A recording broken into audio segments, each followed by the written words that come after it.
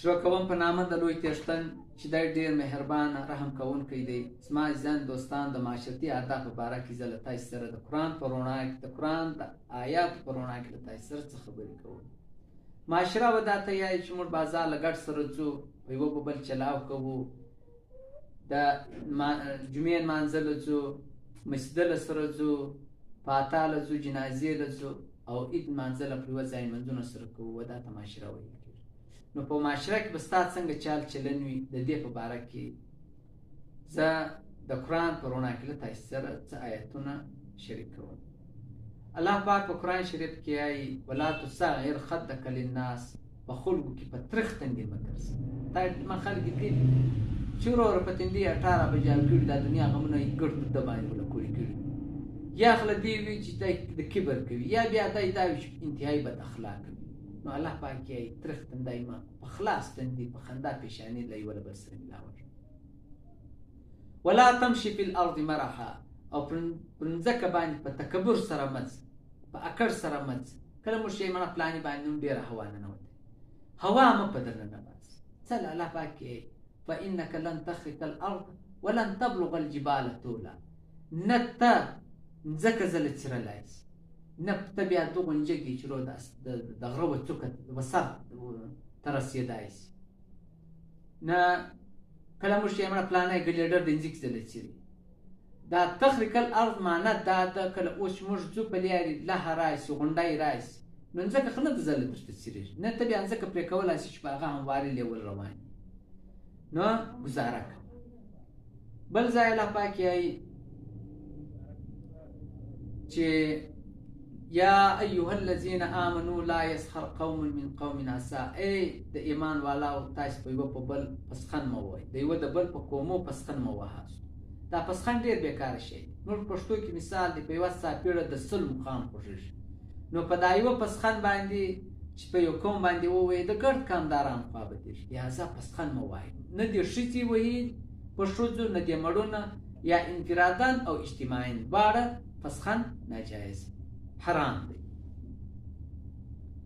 ولا تلمزوا انفسکم، او تاسو پر یوه پر بل بهتانونه مه وهاست. وروره بهتان و دا ته چې چا یو کار نه وي کړی، تاسو پلانی غل دی، پلانی دروغجن دی، پلانی شرابي دی، له مخې د زاني دی.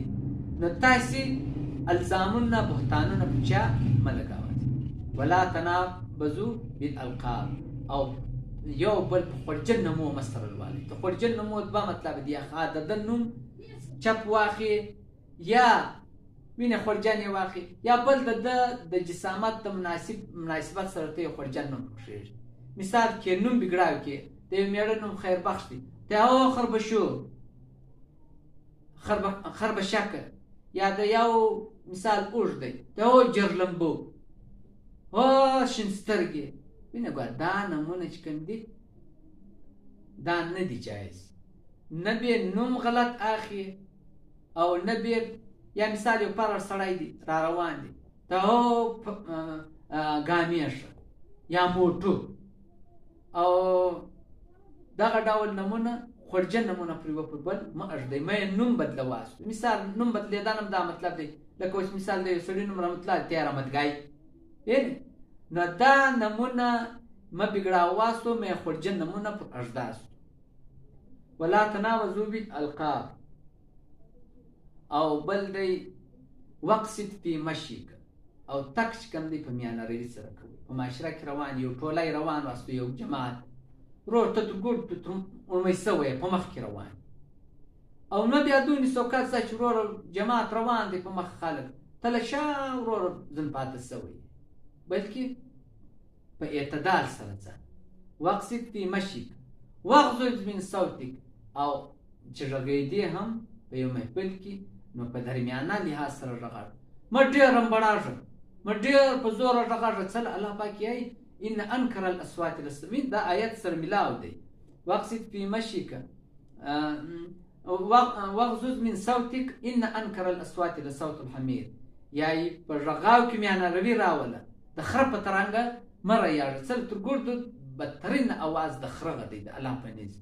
نو مه د خره په ترانګه رایاږه، مه بیا دونې سوکه په پسکې غږاږه چې څوک وروره غواړ خولې له ده نږدې کړي، په میانه روي سره غږاږه. او واجتنبوا قول الزور. په معاشره کې دروغ مه یایئ. دروغ یو څوک له مجبورۍ ویایي، پر هغه کم از کم الله پاک ته به یو بهانه پېښوي چې پر ما دا مثال پوره وړی دی، دروغ ورته ویایي. ټلیفون راکړي ته چېرې یې؟ زه په لاهور کې، دا ویل په کور کې ناست. هغه به له مجبورۍ یایي.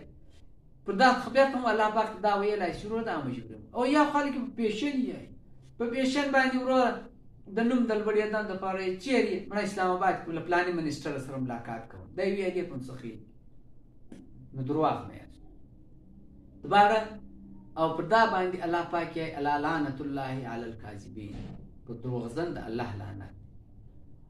او بل الله پاک یې واوفوا الکیل واوفوا بالعهد، او وعده پوره کوئ. وعده پوره کوئ څله چې الله پاک یې د وعدې په باره کې متعلق زه په خپله پوښتنه کوم او زه د نسم څله وعده چې ته له چا سره وکړې هغه په هغه ټیم له تاسې مثال ته ورته وایې زه په 5 تاریخ تا ته 10,000 روپۍ درکوم، په 5 تاریخ یې ته نه کړې، وعده یې په انتظار وي، نو تکلیف د ورکړي. نو وعده به پوره کوئ. الله پاک یې زه په خپله دا وعدې پکړ ان العهد کان مسؤولا، د وعدې زه په خپله پوښتنه کوم. نه او په امانت کې خیانت مه کوئ.